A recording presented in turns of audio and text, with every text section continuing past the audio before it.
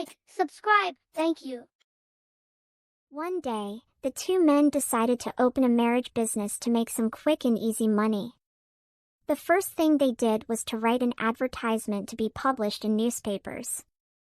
Their advertisement read like this: "A charming widow, beautiful and home-loving, would like to remarry. She is only 32 years old. She has $3,000 in cash and owns valuable property in the country. She would like a poorer man with a loving heart. No objection to an older man or to one who is not good-looking.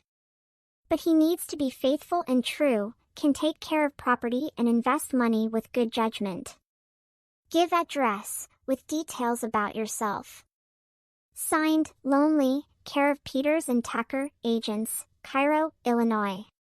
When they finished writing the ad, Jeff Peters said to Andy Tucker, "So far, so good. And now, where is the lady?" Andy gave Jeff an unhappy look. "What does a marriage advertisement have to do with a lady?" he asked. "Now listen," Jeff answered. "You know my rule, Andy. In all illegal activities, we must obey the law, in every detail. Something offered for sale must exist. It must be seen. You must be able to produce it. That is how I have kept out of trouble with the police. Now, for this business to work, we must be able to produce a charming widow, with or without the beauty, as advertised." "Well," said Andy, after thinking it over, "it might be better if the United States Post Office should decide to investigate our marriage agency. But where can you hope to find a widow who would waste her time on a marriage proposal that has no marriage in it?"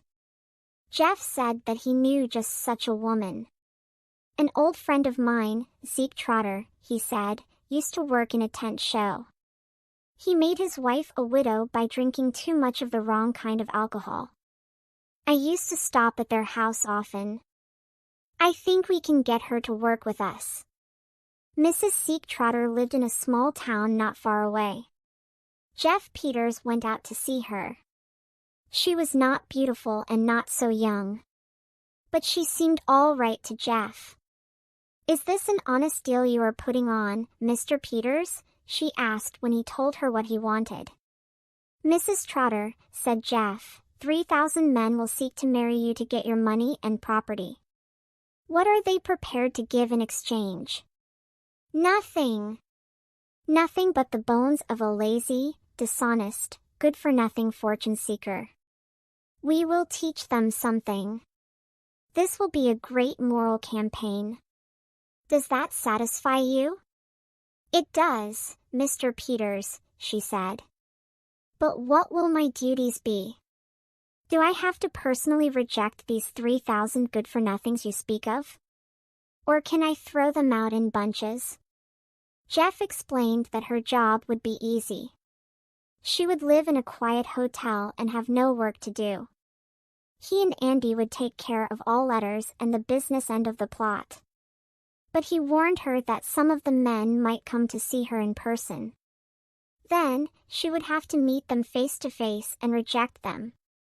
She would be paid $25 a week in hotel costs. "Give me 5 minutes to get ready," Mrs. Trotter said. "Then you can start paying me." So Jeff took her to the city and put her in a hotel far enough from Jeff and Andy's place to cause no suspicion. Jeff Peters and Andy Tucker were now ready to catch a few fish on the hook. They placed their advertisement in newspapers across the country. They put $2,000 in a bank in Mrs. Trotter's name. They gave her the bank book to show if anyone questioned the honesty of their marriage agency. They were sure that Mrs. Trotter could be trusted and that it was safe to leave the money in her name. Their ad in the newspapers started a flood of letters, more than 100 a day. Jeff and Andy worked 12 hours a day answering them. Most of the men wrote that they had lost their jobs. The world misunderstood them. But they were full of love and other good qualities. Jeff and Andy answered every letter with high praise for the writer. They asked the men to send a photograph and more details. and they told them to include $2 to cover the cost of giving the second letter to the charming widow. Almost all the men sent in the $2 requested. It seemed to be an easy business. Still, Andy and Jeff often spoke about the trouble of cutting open envelopes and taking the money out. A few of the men came in person. Jeff and Andy sent them to Mrs. Trotter and she did the rest. Soon, Jeff and Andy were receiving about $200 a day. One day, a federal postal inspector came by. But Jeff satisfied him that they were not breaking the law. After about 3 months, Jeff and Andy had collected more than $5,000, and they decided it was time to stop. Some people were beginning to question their honesty. And Mrs. Trotter seemed to have grown tired of her job. Too many men had come to see her, and she did not like that. Jeff went to Mrs. Trotter's hotel to pay her what she was owed, and to say goodbye. He also wanted her to repay the $2,000 that was put into her bank account. When Jeff walked into the room, she was crying, like a child who did not want to go to school. Now, he said. What's it all about? Somebody hurt you? Are you getting homesick? No, Mr. Peters, she said. I'll tell you. You were always a good friend of my husband Zeke. Mr. Peters, I am in love. I just love a man so hard I can't bear not to get him. He's just the kind I've always had in mind. Then take him, said Jeff.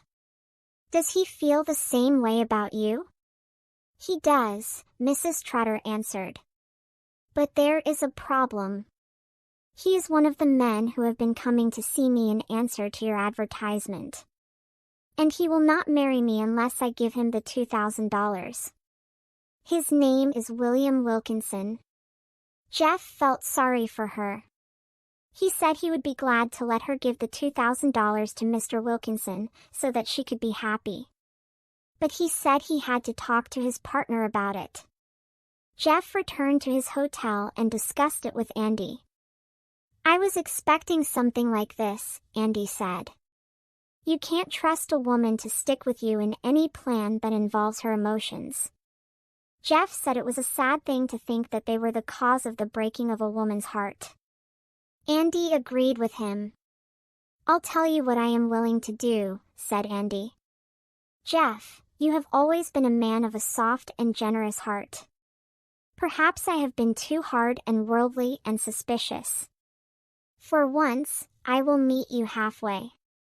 Go to Mrs. Trotter. Tell her to take the $2,000 out of the bank and give it to this Wilkinson fellow and be happy. Jeff shook Andy's hand for a long time. Then he went back to Mrs. Trotter. She cried as hard for joy as she had done for sorrow.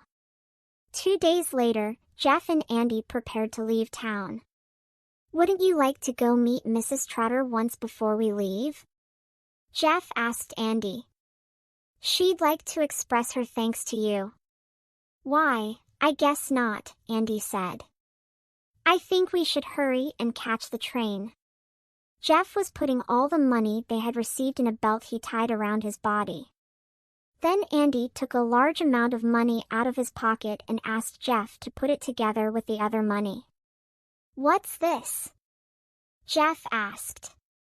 It's Mrs. Trotter's $2,000, said Andy. How do you come to have it? Jeff asked. Mrs. Trotter gave it to me, Andy answered. I have been calling on her 3 nights a week for more than a month. Then you are William Wilkinson? Jeff asked. I was, Andy said. Like, subscribe, end. thank you.